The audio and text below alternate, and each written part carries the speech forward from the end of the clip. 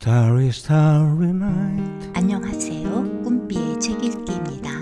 Paint your palm. 가난하고 소외된 사람들의 친구가 되길 갈망했던 열정의 화가 반 고흐.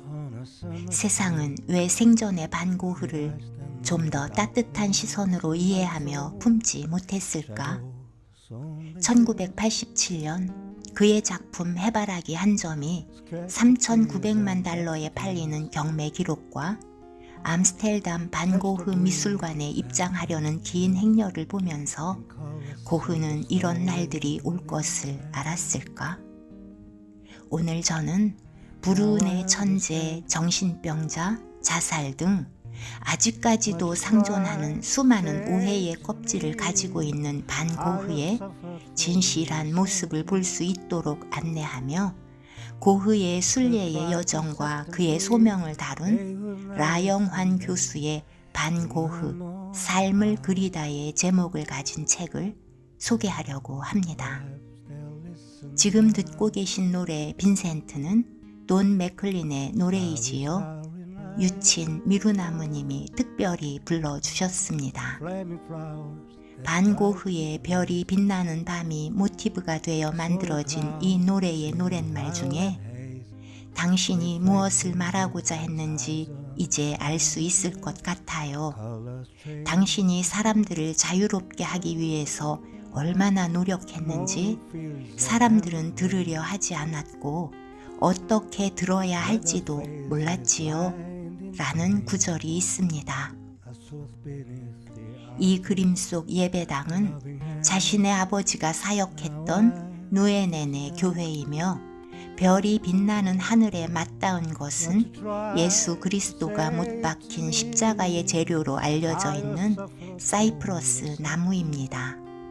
고흐는 이렇게 말합니다. 우리는 순례자들이다. 우리의 인생은 이 땅에서 하늘로 가는 긴 걸음이자 긴 여정이다. 고흐는 물질이 가져다주는 풍요보다는 사람들에게 복음을 전하는 일이 자신이 평생 해야 할 일이라고 생각하고 벨기에 보리나주에 위치한 탄광촌에 25세의 나이에 수습 선교사로 지원합니다. 어디를 둘러보아도 굴뚝들이 서 있고 산더미 같은 석탄이 광산 입구 주변에 쌓여 있다. 광부들은 모두 여위였고 열병으로 창백하여 피곤해 보인다. 쇠약하여 비바람에 시달린 모습에다가 거늘거 보인다.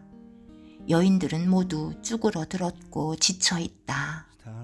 광산 주변은 연기로 그을린 죽은 나무들과 가시 울타리, 똥더미, 쇠 부스러기에 둘러싸인 가난한 광부들의 오두막집이 즐비하다.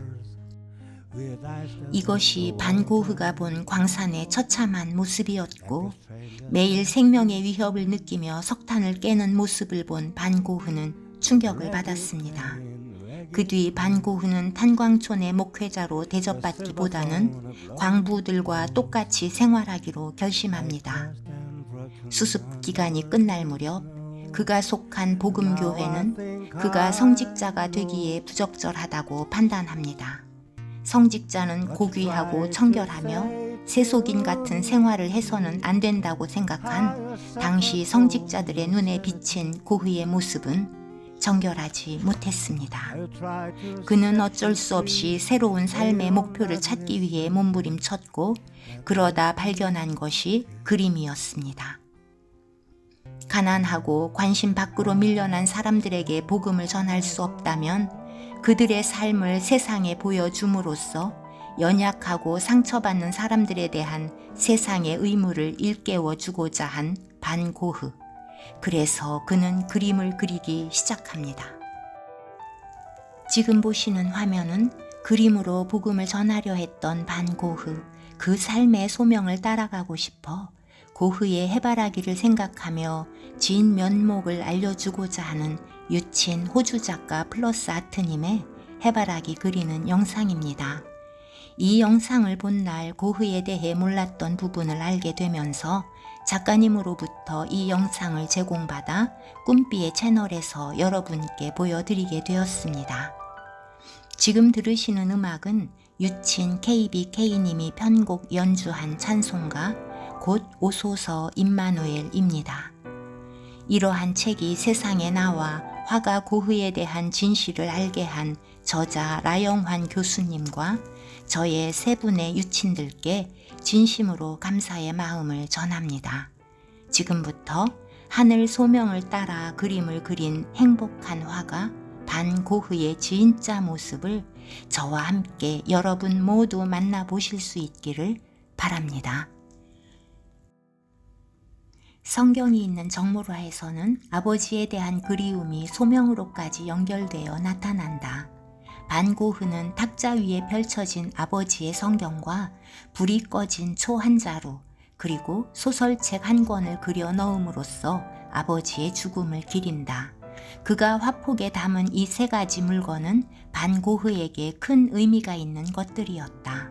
먼저 그림 오른쪽 위에 놓인 불이 꺼진 초는 네덜란드 메멘토 모리파들이 자주 사용하는 이미지로서 인간의 유한성을 상징한다.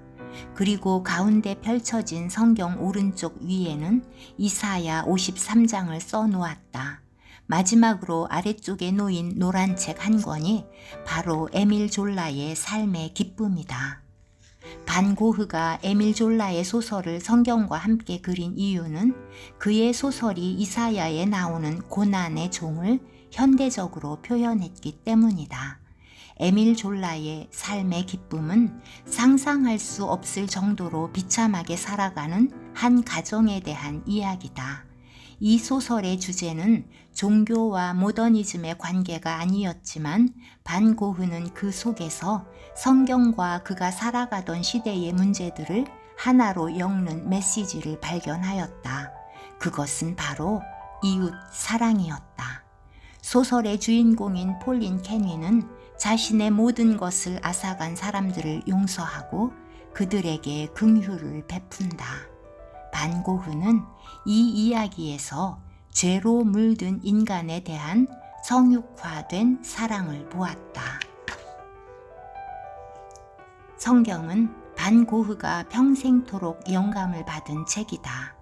그의 앞에는 늘 두 갈래 길이 있었다.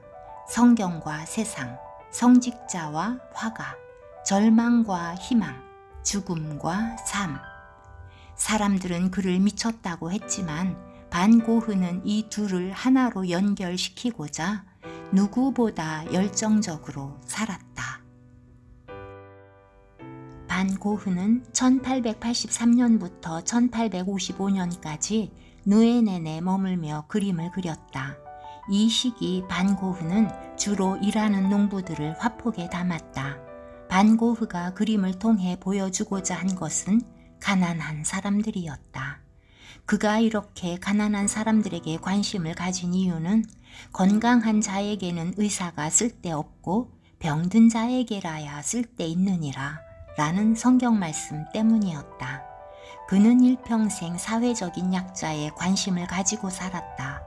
그는 예수께서 병자를 치료하고 굶주린 자를 먹이시며 죽은 자를 살리신 것처럼 예술로 가난한 자를 섬기고자 하였다. 그는 세상의 선은 거창하지 않은 작은 섬김에 의해 확장된다고 생각했다. 감자 먹는 사람들 속에 무언가 존재한다는 걸 확신하기 전에는 이 그림을 네게 보내지 않을 거야. 어쨌거나 진전되고 있고 지금까지 네가 보아온 내 그림들과는 아주 다른 무언가가 있단다. 그 점만은 분명해. 내가 여기서 특별히 표현하고 싶은 것은 생명이야. 그에게 생명은 빛이었으며 그것은 그림 중앙에 놓인 램프와 이들을 감싸는 벽난로로 표현된다.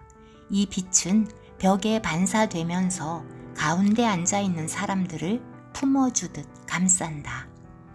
반 고흐는 이 그림을 보는 사람들이 비록 화폭에 두드러지게 나타나지는 않지만 자신과 같이 하루 일과를 마치고 지친 이들을 감싸는 빛을 보기를 원했다. 이 빛은 수고하고 무거운 짐진 자들에게 쉼을 주시려는 예수 그리스도의 초청이었다. 예수 그리스도가 가난한 자를 위해 헌신하였던 것처럼 반고흐는 예술로 가난한 자를 섬기고자 했다. 마치 예수 그리스도가 당시 제도권에서 멀리하던 세리와 창기 그리고 죄인들과 함께하면서 그들을 인정하신 것처럼 반고흐도 그림을 통해 가난한 사람들과 함께 하고자 했다. 그래서였을까? 반고흐는 이 작품을 가장 좋아했다. 훗날 반고흐가 파리에서 구두를 소재로 그림을 그린 이유도 어쩌면 낡고 헐어버린 구두에서 소명을 찾기 위해 걷고 또 걸었던 자신의 모습을 보았기 때문일 수도 있다. 닳아버린 구두는 그가 얼마나 진실하게 삶을 탐구했는가를 보여준다. 그는 걸으면서 세상을 보았다. 고독하게 혼자 걸어가야만 하는 길이었지만 그 흔적은 큰 울림으로 남았다. 오늘날 사람들이 그의 그림에 감동을 받는 이유는 그의 작품들이 갖는 이러한 진실성 때문이 아닐까? 나는 이 세상에 빚과 의무를 지고 있다. 나는 30년간이나 이 길을 걸어왔다. 이에 보답하기 위해서라도 그림의 형식을 빌려 어떤 기억을 남기고 싶다. 이런저런 유파에 속하기 위해서가 아니라 인간의 감정을 진정으로 표현하는 그림을 남기고 싶다. 그것이 나의 목표다. 외롭고 힘든 길을 걷는 그에게 그림만이 안식처가 되었던 것처럼 반고흐는 자신의 그림이 삶에 지친 사람들의 마음에 안식을 주기를 원했다.